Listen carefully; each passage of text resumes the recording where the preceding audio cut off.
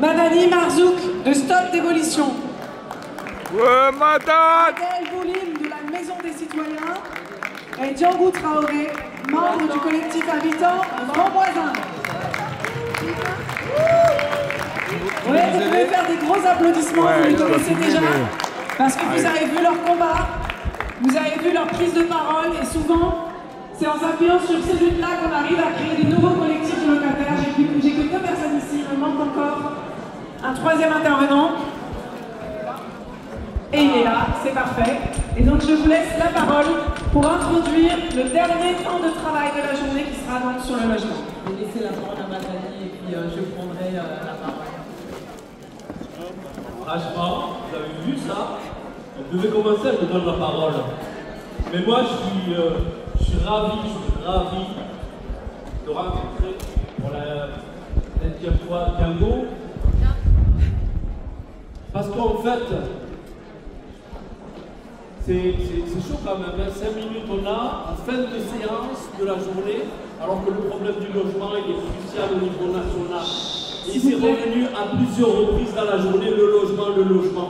Le logement est mobilisateur dans les quartiers. C'est l'axe le plus mobilisateur dans les quartiers. C'est là où il y a la plus grande violence dans les quartiers que subissent nos familles, nos mères et les habitants des quartiers populaires. Pourquoi on est tant de personnes ici, on n'est pas capable d'être 200 devant les mirailles pour dire stop les démolitions aux mirailles? Pourquoi les acteurs, les militants des quartiers, ils ne se mobilisent pas tous aux mirailles pour dire stop les démolitions aux mirailles? Voilà, Djangou. Vous savez, c'est une maman qui s'est battue au Framoisin. Ah, je vais baisser le ton parce que je suis quelqu'un qui parle fort, mais la France insoumise, j'ai fermé ça. Parce que souvent on dit, ouais, tu es révolté, tu es en colère, tu incites à la violence. Non, on est pas en colère, ça fait 30 ans qu'on crie. 30 ans qu'on crie sur nos vies. Et moi, c'est une maman avec d'autres mamans qui se sont fait lever de chez eux par la police parce qu'ils se sont battus dans leur quartier. Parce qu'ils ont empêché des démolitions. Parce qu'ils se sont organisés. Parce qu'ils ont organisé un référendum. Et ils ont réussi à stopper des mobilisations. Moi aujourd'hui, si je suis avec Stop les démolitions, c'est un collectif national qui regroupe des architectes, qui regroupe des penseurs et des travailleurs, des sociologues et des militants des quartiers. Pour dire, aujourd'hui, nous voulons qu'on stoppe les démolitions immédiatement. Qu'on stoppe les démolitions immédiatement, qu'on stoppe les démolitions immédiatement. On veut un moratoire. Nous voulons que la France insoumise se saisisse de ce combat, qu'elle se positionne au niveau national comme local. Stop les démolitions immédiatement. Nous voulons un moratoire avec les habitants. Vous savez, c'est un truc que les habitants attendent depuis très longtemps, qu'on vient les voir aujourd'hui dans les luttes dans leur quartier.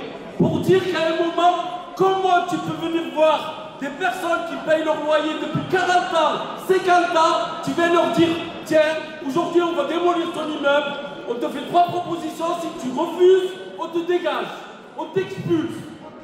Vous imaginez cette violence? Venir voir des personnes chargées ou des familles qui ont payé leur loyer, qui payent leurs charges, qu'on a laissé pourrir leur immeuble, et au final on leur dit tu prends ou tu dégages.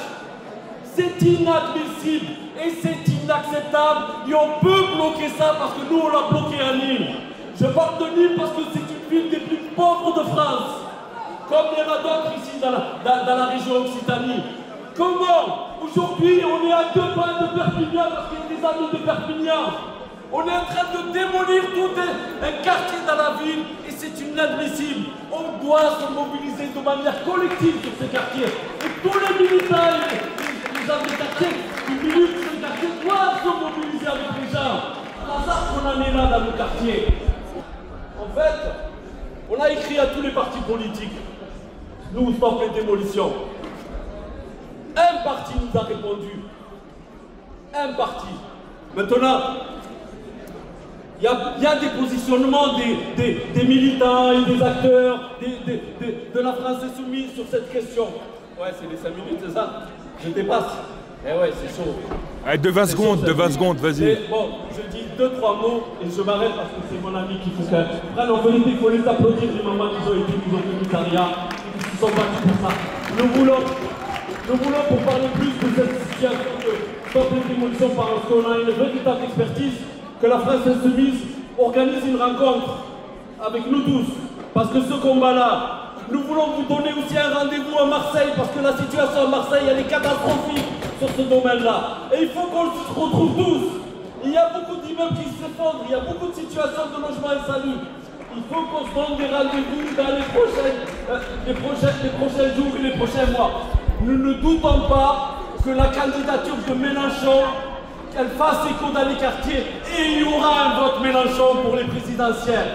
Ce qui nous inquiète, c'est que les municipales, si on ne mène pas le combat avec les habitants, si on ne fait pas des actions auprès des habitants, je crains que les gens ne viennent ni aux vos rencontres, aux vos réunions, ou les réunions qui sont organisées dans les quartiers, et ils n'accepteront pas de voter sans avoir vu les gens se battre avec eux et à leur côté.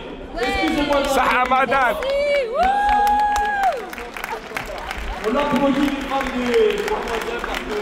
Magali, on sent l'énergie. Magali, non, mais tu